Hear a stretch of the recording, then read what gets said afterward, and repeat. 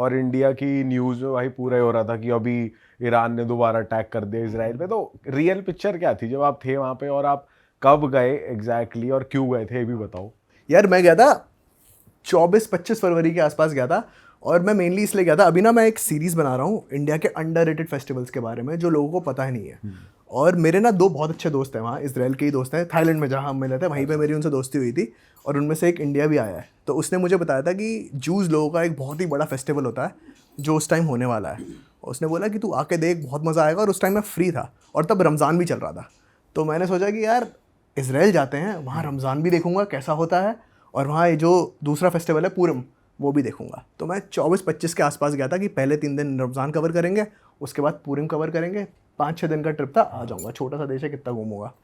तो पहले मैं गया जेरूसलम, ब्यूटीफुल सिटी, कमाल, हिस्ट्री कमाल है वहाँ की। सारे धर्मों के लिए वो एकदम वो है कि क्रेजी जगह। तो बहुत ही बढ़िया देश, बहुत ही बढ़िया लोग, खाना वाना सब बढ़िया। और रमज़ान भी मैंने फुल पावर वहाँ मनाया लोगों के साथ, बहुत मज़ा आया। वहाँ पे मुस्लिम पॉपुलेशन ज़्यादा है उस एरिया में? मतलब मुस्लिम वहाँ हैं, अच्छी खासी सब है भाई वहाँ, क्रिश्चियंस भी हैं, मुस्लिम्स भी हैं, जूस भी हैं, सब और हैं। आपस में मिलके रहते हैं या फिर डिफरेंसेस मतलब मुझे हैं? तो जितना मैं जेरूसलम में रहा, तो वहाँ जेरूसलम में क्या है, ओल्ड सिटी है। तो वहाँ पे 4 क्वार्टर हैं, एक क्रिश्चियन क्वार्टर, एक आर्मेनियन क्वार्टर, एक जूश क्वार्टर और एक मुस्लिम क्वार्टर। और वहाँ सारे, हर एक क्वार्टर में तुम्हें सारे धर्म के लोग दिख जाएंगे, क्योंकि वहाँ सारे ही एकदम जो धार्मिक लोग हैं ना, जो एकदम अपने कपड़े पहन के घूम रहे होते हैं। जैसे मुस्लिम लोग अपना हिजाब वगैरह में होंगे, जूस लोग हैं वो अपनी वो टोपी होती है उनकी जो ऑर्थोडॉक्स होते हैं वो उनमें होंगे। तो समझ आ जाएगा कि ये इस धर्म का जा रहा है, ये उस धर्म का जा रहा है, पर सब एक दूसरे के एरिया में थे। तो ऐसी मुझे तो कोई ऐसी प्रॉब्लम फील नहीं हुई। तो मैं मुस्लिम क्वार्टर में सबसे ज़्यादा मैंने टाइम बिताया वहाँ, और मैंने बहुत अनशन खाना खाया, मज़े किए। और लोग इंडिया के नाम से पता नहीं, वहाँ तो बहुत प्यार मिल रहा था कि ओए इंडिया, लव इंडिया, ये वो हर जगह। तो पहले 3 दिन मैंने जेरूसलम में ही थे।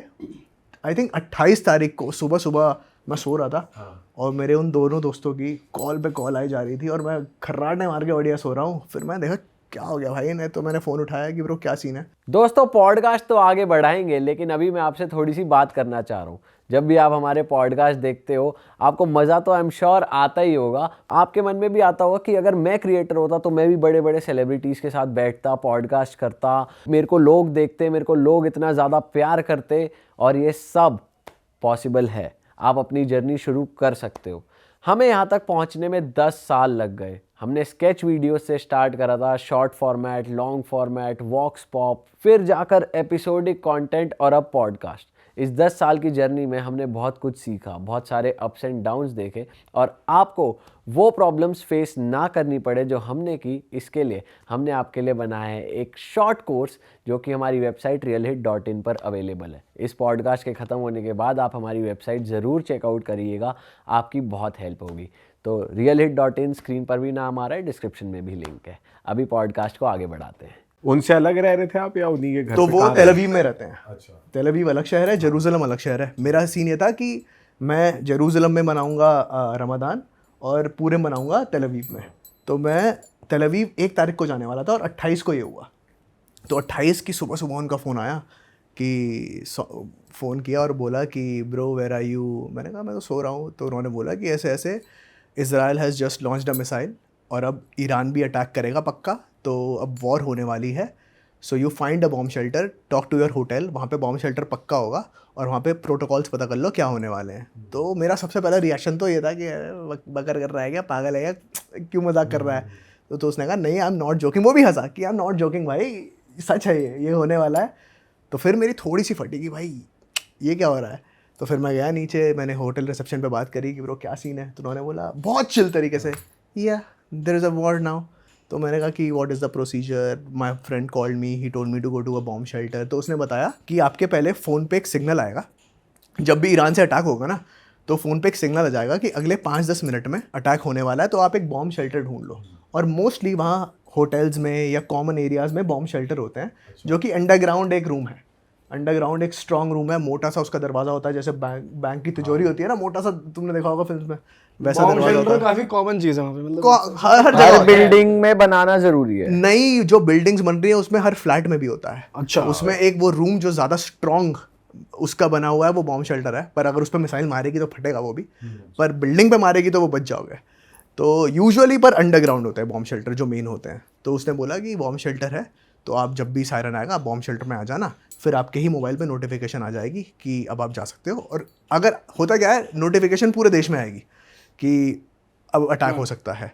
जिस एरिया में आ रही होगी मिसाइल, फिर उस एरिया के 15-20 किलोमीटर के रेडियस में पूरे सिटी में सायरन में जाएंगे, तो आपको उसमें जाना है बॉम्ब शेल्टर में। तो फिर मैं जब गया बॉम्ब शेल्टर में, तो पहले तो दिन मेरी फटी हुई थी कि भाई मैं अकेला हूँ इस देश में, और ये क्या, इमिग्रेशन वाला भी बोल रहा था क्यों जा रहे हो, मिसाइल में फटना है क्या तुम्हें, और मैं उससे हंस रहा था कि सर क्या आप क्या कर रहे हो। तो मैं बहुत फटी और हुई उस थी। टाइम आ रहे थे घर वर से कॉल की भाई? तब तक कुछ नहीं पता चला था किसी को, अच्छा। क्योंकि मेरे घर वालों को भी इतना पता नहीं चला होगा क्योंकि इसराइल ने एक मिसाइल मारी, इतनी बड़ी अभी तक न्यूज़ हुई नहीं थी कि वॉर होने वाली है। तो तब तो कुछ नहीं था, तो मैं ही थोड़ा डरा हुआ था। मैंने घर में भी नहीं बताया, मुझे लगा कि 1-2 दिन की बात होगी, क्या पता ना पहुंचे वहाँ तक, क्यों परेशान करो इन्हें। अच्छा, इस टाइम तक दिमाग में ये भी नहीं आया कि मैं देश से निकल जाऊँ? निकल ही नहीं सकते ना। उसने 28 जब अटैक हुआ तब तो फिर एकदम फ्लाइट सारी ऑफ हो गई थी। 28 को जब इन्होंने मिसाइल मारी, तो मेरे दोस्त ने हाँ फ़ोन पे ये भी बोला था कि I don't think you are going now for a long time, for at least a week. उसने बोला for at least a week you are not going anywhere. तो मैंने कहा ठीक है, 4 दिन को तो था ही, 3 दिन और रुक जाऊँगा।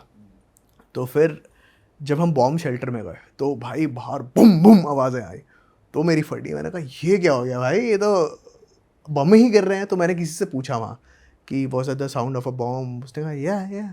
तो वो बहुत ही चिल थे। उनको ऐसा हो गया रोज का ही है हमारे तो। हाँ, तो मैं उनके पास गया कि आर यू नॉट अफ्रेड, तो कहता no we have a stronger army. तो मैंने कहा स्ट्रॉन्ग आर्मी है तो है, बट बम गिरने की आवाज़ आ रही है। वो कहता कुछ नहीं होगा, don't be afraid, we are used to this, we are very strong defence system, you don't have to be afraid. फिर उसने मुझे ना, उसे दिख गया कि मेरी फटी हुई है, तो उसने मुझे बड़े प्यार से पूछा कहाँ से हो। फिर वो इंडिया की बातें करने लगा, अपनी कंट्री की बातें करने लगा, और बड़े प्यार से फिर उसकी पूरी फैमिली मुझसे बात करने आ गई कि इसे चिल करो भाई, ये बेचारा अकेला है यहाँ पे, डरा हुआ है। वो बॉम्ब शेल्टर वैसे होते कैसे थे, अगर उनका आप बताओ अंदर से? यार मैं तुम्हें क्लिप भी भेजूंगा। नॉर्मल अंडरग्राउंड रूम है, अब हर होटल में अलग है। जिस होटल में मैं था वहाँ पे तो उन्होंने बोला था या तो बॉम्ब शेल्टर में चले जाओ या सीढ़ियों पे चले जाओ। सीढ़ियों वाला एरिया भी स्ट्रॉन्ग है जहाँ स्टेयर्स है, तो वहाँ पे भी कुछ नहीं होगा। तो मोस्टली लोग सीढ़ियों पे थे।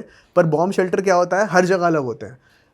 अंडरग्राउंड रूम है, जो पार्किंग होती है वो भी बॉम्ब शेल्टर हो सकता है, जो तुम्हारी अंडरग्राउंड मेट्रो है वो भी बॉम्ब शेल्टर है। तो whatever there is underground वो बॉम्ब शेल्टर है। हाँ, पर ऐसा कुछ ये नहीं होता कि जैसे कॉन्क्रीट टाइप हो बिल्कुल, जैसे बॉम्ब गिरे भी तो मतलब ना आए वहां तक असर आ सकता है फिर भी? यार मतलब मैंने पूछा लोगों से, तो सबने ये बोला कि जो घर के अंदर वाले रूम होते हैं वो फिर भी डेंजरस होते हैं अगर वहाँ तुम बॉम्ब शेल्टर बना रहे हो, बट जो अंडरग्राउंड है उसमें चांसेस कम होते हैं। मतलब चोट लग सकती है अगर तुम्हारी किस्मत ख़राब है कि एकदम वहाँ ही आके पड़ गई मिसाइल, तो वो हो सकता है, पर सेफेस्ट वही है कि तुम उसमें रहो। भाई जब जिस होटल में तुम थे, तुम उसके बॉम्ब शेल्टर में गए, तो एट द मोमेंट एक बॉम्ब शेल्टर में कितने लोग आते थे? जब मिसाइल्स या फिर कोई भी सायरन बजता था तो कितने लोग आते थे? 40-50 थे, पहले दिन तो 40-50 थे। क्रेजी। अब उनका बॉम्ब शेल्टर बहुत ही बड़ा था, पर उस बॉम्ब शेल्टर में कोई जा ही नहीं रहा था। वहाँ ना सारे लोग सीढ़ियों पे खड़े थे क्योंकि वहाँ की सीढ़ियों वाला एरिया भी बहुत ही मजबूत था फॉर सम रीज़न। उन्होंने कहा कि you can stand at stairs, और वो इतने कॉन्फिडेंट थे कि नहीं कर रही भाई, नहीं कर रही।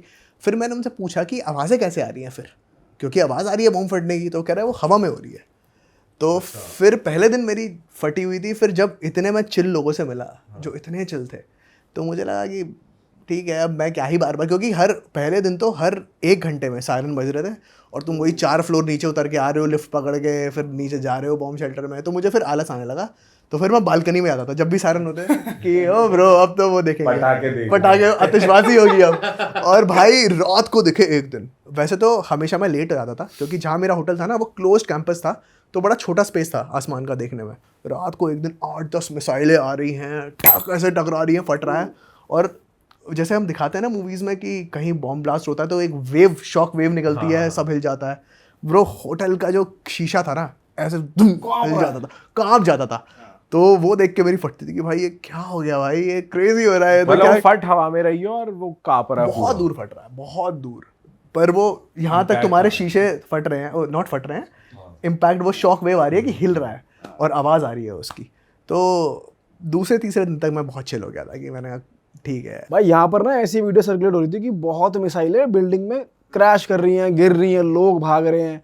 वहाँ पर एक्चुअली में कितनी मिसाइलें गिर रही थी यार। जब मैं जेरूसलम में था तो मैंने भी मेरे दोस्त वीडियोस भेज रहे, मेरे घर वाले भाई रो रहे थे, है ना, कि ये कहाँ अटक गया, तेरे को बोला था मत जा, तुझे अपनी हर जगह का यही होता। तो पहले तो डांट रहे थे, पापा तो डांट रहे थे, चिल्ला रहे थे कि तुझे कभी किसी की नहीं सुननी होती, है ना। मम्मी रो रही थी कि ये क्या तू चले गया है यहाँ पे, क्योंकि वहाँ न्यूज़ में पता नहीं क्या क्या, जैसे तुम बोल रहे हो ना, ये सब वीडियोस आ रही थी। डिस्ट्रक्शन हो रहा है बेहिसाब, पूरे ये देश मतलब हाँ हाँ, तो जेरूसलम में तो तब तक कुछ भी नहीं हुआ था, मतलब पूरे इसराइल में ही एक भी मिसाइल नहीं गिरी थी पहले 2 दिन तक। तो दूसरे या तीसरे दिन एक मिसाइल का टुकड़ा आई थिंक जेरूसलम के आउटस्कर्ट्स में गिरा था, जो कि मेरे होटल से 3-4 किलोमीटर दूर था, और वहाँ पे भी किसी को कुछ नहीं हुआ था, हाईवे पे गिर गया था। बस मेरा ये था कि मैं अब कहीं ट्रैवल नहीं कर रहा, मेरा क्योंकि प्लान था तेल अवीव जाने का, तो मेरा वो गया था कि अब मैं तेल अवीव नहीं जा रहा हूँ। ऑल्दो मेरा दोस्त कहता कि तू यहाँ आ जा, तू यहाँ पे आ जा, तू क्यों खर्चा कर रहा है, क्योंकि होटल्स बहुत महंगे हैं वहाँ। कितना एक्सपेंसिव है नॉर्मल होटल वहाँ पे तेरा 15-20 हज़ार रात का है पर नाइट? पर नाइट, हाँ। ये तो यहाँ 5 स्टार का रेट है। वो वहाँ नॉर्मल, मतलब नॉर्मल वहाँ का अच्छा है, पर महंगा है भाई। और ऐसा कुछ हुआ था कि इस कांड के बाद रेट बढ़ गए? नहीं ऐसा कुछ नहीं, बल्कि उन्होंने बफे का रेट आधा कर दिया था कि आप बफे है, तो उसने देख लिया ना कि ये तो 2 दिन से बेचारा, और पहले 2 दिन रेस्टोरेंट भी सारे बंद हो गए थे। अच्छा। तो 1-2 ही खुल रहे थे, पिज़्ज़ा हट खुल रहा था और एक बर्गर शॉप थी, तो मैं वहीं जा रहा था, पर वो भी ऐसा हो गया कि आपको अब हम कम में दे देंगे, पर वो उनका कम भी बहुत ही महंगा था भाई। तो पर ठीक है। तो फिर क्या हुआ, जो मैं दूसरा फेस्टिवल मनाने गया था पूरम, तो मेरा मूड इसलिए ख़राब हो गया कि एक तो मेरा अब इतना खर्चा हो रहा है, घर पे लोग भी परेशान हैं, और जो मैं करने आया था वो अब होगा नहीं, पूरम अब होना नहीं है। पर भाई जेरूसलम के लोग मेंटल है। वो पूरम पे क्या होता है, जैसे हैलोवीन में देखते हैं ना हम, कॉस्ट्यूम्स पहन के जाते हैं, ट्रिक और ट्रीट होता है, वो अलग अलग कॉस्ट्यूम्स पहन के पूरी रोड पर पार्टी करते हैं। मतलब पूरी रोड तुम्हारी वो है, एक क्या कहते हैं उसे, वो पार्टी हब बना दिया। अरे वो जो पहाड़ों में कौन, रेव पूरे शहर में रेव हो रही है, तू समझ ले, पूरी रोड पे। अच्छा। और क्योंकि क्लब्स बंद हैं, तो लोग अपने घर से ऐसे स्पीकर लेके खड़े हैं और रोड पे लोग नाच रहे हैं, पार्टी कर रहे हैं, दारू पी रहे हैं। और भाई कोई स्पाइडरमैन बन के आया हुआ है, मैं अपनी नारुतो की वो लेके गया था कॉस्ट्यूम, मैं वो पहन के घूम रहा हूँ। अनशंड लोग, कोई बारबी बनी है, कोई कुछ बना है, फुल पावर पार्टी कर रहे हैं, नाच रहे हैं, भंड हो रहे हैं। तो मेरे को तो बहुत मजा आया कि फिर मैंने पूछा, मैंने कहा bro there is a war going on, how do you feel celebrating this? कहता we don't care, this is Pooram, we have to be happy on this day, ये वो, we don't care about the war. क्यों celebrate करते हैं वैसे वो festival? पूरम का ऐसा कुछ था कि इनकी कोई रानी थी, जूस को हमेशा से हर जगह मारा ही गया है ना। तो एक टाइम पे भी कोई कहीं ने मारा जा रहा था, तो एक रानी थी जो जू थी, पर शायद किसी को पता नहीं था, मैं एग्जैक्ट मुझे नहीं पता कि यही कहानी है नहीं, बट मुझे किसी ने यही स्टोरी बताई थी कि वो फिर भेस बदल के वहाँ से उसने लोगों को बचाया था। तो क्योंकि उसने भेस बदला था और वहाँ से लोगों को बचाया था, और it's a day to be happy, तो सब अपना रूप, वही कोई कुछ कॉस्ट्यूम में होता है, कोई कुछ कॉस्ट्यूम होता है। एक आदमी पूरा नाजी का वो पहन के चिल्ला रहा था, हाइल हिटलर। तुम सोचो भाई, जिसने मारा है उनके लोगों को, हाइल हिटलर चिल्ला रहा है, और लोग खुद चिल है। अबे पार्टी कर रहे हैं भाई, पार्टी कर रहे हैं, क्रेजी माहौल था वहाँ। अच्छा। तो फिर अब तक मुझे समझ आ गया था कि अब मेरे घर वाले परेशान हैं, दोस्त परेशान हैं, मेरे लिए चिल है। वहाँ पे जो और इंडियंस थे वो भी चिल हो गए थे आपके साथ साथ? यार सबसे बढ़िया चीज़, टूरिस्ट आई थिंक वही था वहाँ पे इंडियंस पढ़ते बहुत हैं। एक तो वहाँ लेबर बहुत है इंडियंस, और एक पढ़ने वाले बहुत हैं। तो जब ये हुआ ना, तो मैंने 5-6 दिन बाद वीडियो डाली थी। पहले मैं डाल नहीं रहा था, क्योंकि मेरा ये था कि घर वालों को ना पता चले, पर दूसरे दिन तक घर वालों को सबको पता चल गया था कि ये हो रहा है। तो मैंने कहा वीडियो डाल देते हैं, अब तो क्या हो गया। हाँ, कुछ कंटेंट तो बना है। तो वो वीडियो वायरल हो गई, तो मेरे पास इतने इंडियंस के मैसेजेस आए कि आप हमारे पास आ जाओ, आप हमारे पास आ जाओ। बहुत बहुत बढ़िया इंडियन कम्युनिटी है वहाँ पे, कि हम यहाँ रह रहे हैं, हम आपको लेने आ जाएंगे, आप टेंशन मत लो। पर मेरा दोस्त रह रहा था वहाँ, तो मैंने कहा जाऊँगा तो उसी के पास जाऊँगा। तो मैं जब जेरूसलम से निकला, तो मैं फिर तेल अवीव पहुँचा था, और तेल अवीव में मेरी जाने में फट रही थी, क्योंकि बहुत सारी, जो तूने बोला ना कि वीडियोस आ रही थी कि डायरेक्ट बिल्डिंग पे, तो मैंने एक वीडियो देखी थी, तेल अवीव तो एकदम रेत हो चुका है, बम फट चुके हैं, तेल Aviv has become Gaza now. तो और वो मेरा दोस्त कह रहा है कि क्या बात कर रहा है ब्रो, तू आ, ये सेफ है एकदम, तू आ, पहुंच ना, पार्टी कराऊंगा भाई, तू यहाँ आ तो सही। भाई पैसे कितने बचे भाई, 1 महीने उसके घर ही पड़ा रहा फिर मैं। वो तब हुआ था ना जब बीच में कंपनीज को वो बोल दिया था ईरान ने कि हम कंपनीज पे अटैक वो तो करेंगे। बहुत बाद में हुआ है। अच्छा, वो और भी बाद में हुआ है? वो आई थिंक वो तो मेरे आने के बाद हुआ है। तो फिर जब आप वहाँ पहुंचे, फिर उसके बाद वहाँ पे भी कुछ ऐसा था नहीं कि भाई कहीं हिट हुआ? रोज़ का वही होता था कि रोज़ के मिसाइल आ रही है, हवा में फट रही है, और मैं नीचे से देख रहा हूँ। वहाँ मुझे नीचे से देखने को नहीं मिला, क्योंकि मेरे दोस्त ने डांट दिया कि भाई तुझे रूम में ही रहना है। If there is a 0.001% chance कि गिरेगी, तो तुझे वो चांस भी क्यों लेना है। और आपने ट्रैवल कैसे करा जेरूसलम से तेल वो अवीव? मेट्रो चल रही थी। मेट्रो कितनी देर की? 1 घंटा। अच्छा, मतलब बहुत छोटी कंट्री है यार इजराइल। केरला जितना होगा आई थिंक इजराइल, बहुत ही छोटा देश है, बहुत ही छोटा। और जेरूसलम से वो मतलब फास्ट, अगर मुझे तो स्लो वाली मिली थी, अगर फास्ट ट्रेन लो तो 30 मिनट में पहुंच जाओगे। हाँ, तो मैं 1 घंटे में अपने दोस्त के पास पहुंच गया था। पर उस टाइम ये न्यूज़ जरूर आई थी कि नेतन्याहू को मार दिया गया, उस टाइम पे ये चल रहा था, तो वहाँ क्या माहौल था भाई जब ये न्यूज़? कुछ नहीं, सब वो हंस रहे थे कि भाई, क्योंकि वो ना बहुत ही चिल पार्टी वाला देश है, तू वहाँ निकलेगा ना तो उस टाइम जब मैं था, एक तो मौसम बहुत ही जो लंदन के समर्स वाला मौसम होता है वो रखा था कि बढ़िया एकदम हवाएं चल रही हैं, सर्दी वाला मौसम, हल्की हल्की धूप, तो सब चिल कर रहे हैं, एक्सरसाइज कर रहे हैं वहाँ। और मैंने बीच वाला एरिया भी तो है तेल अवीव वो ये बहुत सुंदर बीच है, सब लोग वर्कआउट कर रहे होंगे, तुम्हें गिल्ट आ जाएगा वहाँ जाके ना कि भाई तुम क्यों खा रहे हो इतना। तो वहाँ पे मैं गया, तो वहाँ पे मैंने, जब दोस्त तो मेरे थे ही, इनके दोस्त मेरे दोस्त बन गए थे, तो मैं सबसे पूछा था कि व्हाट डू यू थिंक, तो वो सब बोल रहे थे कि ब्रो दोनों कंट्रीज अपना नैरेटिव बना रही हैं सोशल मीडिया पे, वो ये बोल रहे हैं, हम भी कुछ बोल रहे होंगे सोशल मीडिया पे, तो इन सब ये वीडियोस मत देख कि नेतन्याहू मर गया है या फिर यहाँ के बिल्डिंग्स इतनी तबाह हो गई हैं। ऑल्दो मैं तल अवीव में एक बिल्डिंग देखी थी जहाँ पे मिसाइल गिरी थी। हाँ भाई फिर तुम इसराइल से निकले कैसे और कब निकले, कितने टाइम बाद आप निकले वहाँ से? मैं पूरे एक महीने बाद हो क्या रहा था इसराइल से ना, फिर सिर्फ पहले तो मैंने 1-2 फ़्लाइट्स कराई और वो ऑफ कोर्स कैंसिल होती जा रही थी। फिर मेरे को मेरे दोस्त की गर्लफ्रेंड ने बताया कि इसराइल से सिर्फ इसराइल की ही एयरलाइन उड़ रही है और वो लिमिटेड है बहुत, कि किसी दिन किसी कंट्री की, किसी दिन किसी कंट्री की। तो इंडिया की कोई भी नहीं थी, और जितनी भी एयरलाइंस थी ना यूजुअली यूरोप की थी, और मेरे पास शेंजन वीज़ा नहीं था, और वहाँ के लिए तुम्हें शेंजन वीज़ा या ट्रांजिट वीज़ा चाहिए और वो नहीं मिल सकता है ऐसे। तो मैं एकदम लाचार सा बैठा था। एक बार मिली इंडिया की फ़्लाइट और मैं पहुँचा कि इंडिया की फ़्लाइट मिली, तो उन्होंने मेरी वो फ़्लाइट कैंसिल हो गई है, उन्होंने मेरी फ़्लाइट यूरोप की कर दी है कि आप यूरोप चले जाओ, वहाँ से इंडिया की फ़्लाइट है। तो मैंने कहा उसके लिए भी ट्रांजिट वीज़ा चाहिए भाई, ये तूने किससे पूछ के करा है? तो वो भी कैंसिल हो गई थी। फिर आ गए वापस? हो गया, बहुत लड़ने के बाद हुआ। पर एक महीने बाद जब और कोई वो नहीं बचा ऑप्शन, और ये ऑप्शन स्टार्टिंग से था कि जॉर्डन जाओ बाय रोड और वहाँ से ले लो फ़्लाइट। तो मैं जॉर्डन गया बाय रोड। एक कंपनी थी जो कि हर हफ्ते एक बस भर के लोग निकाल रही थी जिन्हें जाना है इंडिया या फिर किसी भी कंट्री जाना है, तो आप जॉर्डन जाओ। जॉर्डन बाय रोड गए, नॉर्मल था एकदम ही, कोई दिक्कत नहीं, और वहाँ से फ्लाइट लेके आ गए। पर जॉर्डन भी एक तरह से अगेंस्ट है ना इजराइल के, थोड़ा इसलिए एंटी है ना, इसलिए फट रही थी मेरी कि मैं नहीं आ रहा जॉर्डन, क्योंकि मैं कहीं इसराइल से आ रहा हूँ और वॉर चल रही है, ये मुझे पे लें। तो पर वहाँ जब मेरी उससे बात हुई, जो कंपनी का ओनर था, मैंने उससे 3-4 बार बोला, मैंने कहा देख भाई सेफ़ है ना? उसने बोला कि यार मैं 3-4 ग्रुप निकाल चुका हूँ, तो टेंशन मत ले। तो फिर तो वो बंदा भी इंडियन ही था जो ग्रुप्स ले जा रहा था? तो वो जो कंपनी है वो सदगुरु ट्रैवल के नाम से है, देखो प्रमोशन कर दिया आपका मैंने सदगुरु ट्रैवल के नाम से है। तो उन्होंने, उनके हर जगह, उनका अफ्रीका में भी है, उनका यहाँ पे भी, उनका इंडिया में भी है। तो जो वहाँ का था वो इंडियन ही था। अच्छा, और आपका रूटीन क्या रहता था एक महीने? कुछ पार्टी कर रहे हैं रोज, या फिर वहाँ के लोगों का दिनचर्या कैसी थी? कुछ शर्ट हो रखी थी चीज़ें, या सब कुछ खुला था? वहाँ पे अब वर्क फ्रॉम होम चल रहा था यूजुअली। तो जैसे मेरे दोस्त थे तो उसका तो काम वर्क फ्रॉम होम का ही था।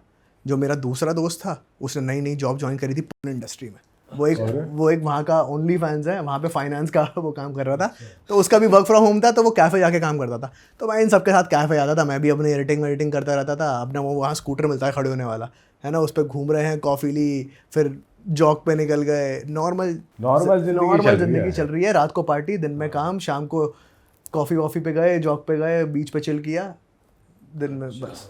तो आपके जो दोस्त थे उनकी फैमिलीज भी वहीं थे? वो लोग भी फैमिली के साथ रहते हैं इंडिया की तरह? अलग रहते हैं। अलग। तो जब मैं आया तेल अवीव, वो अपने मम्मी पापा के घर पे था। वो और उसकी गर्लफ्रेंड अपने मम्मी पापा के घर पे थे, क्योंकि उसके मम्मी पापा ताइवान में थे।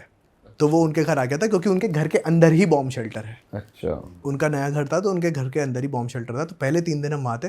फिर जब उसके मम्मी पापा आ गए तो हम उसके फ्लैट पे चले गए। उस पे बॉम्ब शेल्टर एक कॉमन एरिया में था, मतलब नीचे सोसाइटी है। और बॉम्ब शेल्टर में भी डीजे कंसोल लेकर आ रखे थे लोग, पार्टी हो रही थी? पूरम जो होता है ना, वो जो मैं फेस्टिवल बता रहा था, उस टाइम पागल हो जाते हैं ये लोग। तो उस टाइम हर जगह पार्टी चल रही थी। तो पूरम में आधे बॉम्ब शेल्टर में नीचे डीजे वीजे का पूरा वो था, वहीं पार्टी चल रही थी। और जैसे यूजुअली अब मेरा और भी दोस्त बने वहाँ, तो वो अपने दूसरे दोस्तों के घर हाउस पार्टी पे ले गए।